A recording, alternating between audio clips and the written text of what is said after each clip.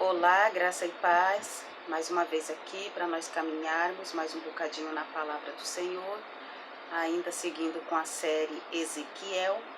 Hoje nós vamos ler o capítulo 5 de Ezequiel. Como eu disse no começo, não vão ser todos os capítulos sequenciais, tá bom? Então vamos para os 5 versículos do 1 ao 6. Tu, ó filho do homem, toma uma espada afiada, como navalha de barbeiro, e tomarás e a farás passar pela tua boca e pela tua barba. Tomarás uma balança de peso, e repartirás os cabelos. Uma terça parte queimarás no meio da cidade, quando se cumprirem os dias do cerco. Tomarás outra terça parte e ferirás com uma espada ao redor da cidade, e a outra terça parte espalharás ao vento. Desembainharei a espada atrás deles. Desta terça parte tomarás uns poucos e os atarás nas abas da tua veste. Deste ainda tomarás alguns e os lançarás no meio do fogo, e os queimarás. Dali sairá um fogo contra toda a casa de Israel. Assim diz o Senhor Deus: esta é Jerusalém, pula no meio das nações e terras que estão ao redor dela. Ela, porém, se rebelou contra os meus juízos, praticando o mal, mais do que as nações, e transgredindo os meus estatutos, mais do que as terras que estão ao redor dela, porque rejeitaram o meu juízo e não andaram nos meus estatutos. Eu não vou falar sobre o significado significado profético, mesmo porque está explicado, né, depois. Mas o que eu quero chamar a sua atenção é que os sinais proféticos foram feitos no próprio corpo do profeta. Pega uma espada afiada como navalha, raspa o cabelo. Então, assim, depois segue no próprio corpo dele. A situação dos judeus era tão séria. O nível de desobediência era tão intenso que o Senhor precisou, eu não sei qual palavra usar, eu não diria sacrificar, seria muito forte, mas precisou mostrar de maneira bastante contundente o desagrado dele para com o povo. Jerusalém se rebelou com o modo de Deus ditar as suas regras. Qual era trazendo nossa linguagem, qual era a treta do povo judeu?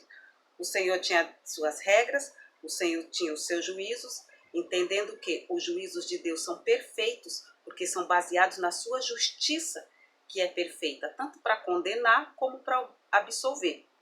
E o povo não aceitava os juízos e as regras de Deus.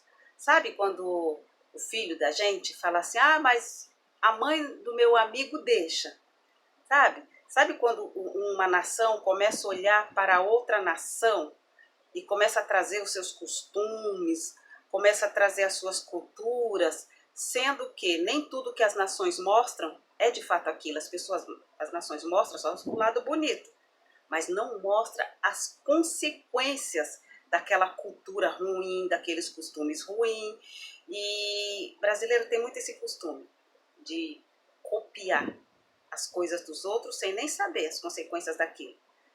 Então o povo estava revoltado porque é tipo assim, os deuses das outras nações, lá vão ter, eles são mais light, não são tão duros como o nosso Deus, então vamos copiá-los, entendendo que as regras do Senhor, as leis do Senhor é para nos proteger, porque o Senhor não precisa de proteção, Ele é Deus. Um povo cativo, que perdeu sua liberdade e continua com a sua mente cativa. Triste é um povo, triste é a pessoa que continua cativo, porque tem aquelas pessoas que continuam cativo em vícios, mas ele entende que ele está cativo, que ele precisa se libertar daquilo, e até se esforça, pouco ou muito.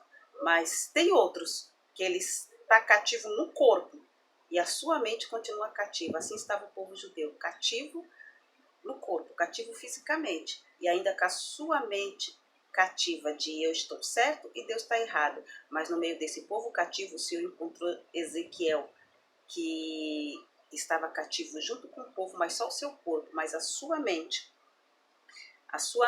estava livre, a sua fé não foi afetada. Então, por mais que o mundo atual nos imponha algumas prisões, alguns cativeiros, que nós mantenhamos a nossa fé livre, para isso fomos libertos. Se o Filho vos libertar, verdadeiramente sereis livres. E para encerrar, o versículo 11 do capítulo 5, que nos diz assim: portanto, tão certo como eu vivo, diz o Senhor Deus, pois que profanaste o meu santuário com todas as coisas detestáveis e com as tuas abominações, eu retirarei sem piedade os olhos de ti e não te pouparei. O Senhor estava assim profundamente frustrado com o povo, porque além de pecar, ainda levou para dentro do templo, busca as coisas das outras nações e coloca dentro do templo, trazendo o profano e colocando dentro do santo. O meu corpo, o teu corpo é santo. Se estamos profanando o nosso corpo, quem sabe esse vídeo vai trazer você para a realidade, que é hora de limpar. Quem sabe você se revoltou com as regras de Deus, com o juízo de Deus. Com Deus é tudo muito chato, tem que isso, tem que ser aquilo. E agora que você ficou à vontade, como é que está a sua vida? Você não está mais preso do que antes? Antes você se sentia preso. O evangelho para você era como silício. E agora? Como que está a sua vida? Liberte-se. Liberte-se. O Senhor continua insistindo com o povo em cativeiro. Ele continua insistindo com você que está nesse cativeiro, para que você se liberte. A palavra profética foi executada no corpo de Ezequiel.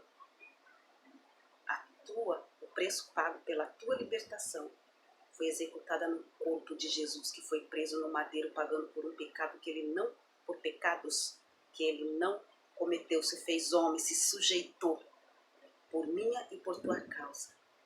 Vamos fazer valer a pena. Que o Senhor te abençoe, que o Senhor te guarde, que em tudo que você colocar as tuas mãos de maneira lícita e honesta, seja abundantemente abençoado por Deus. Amém.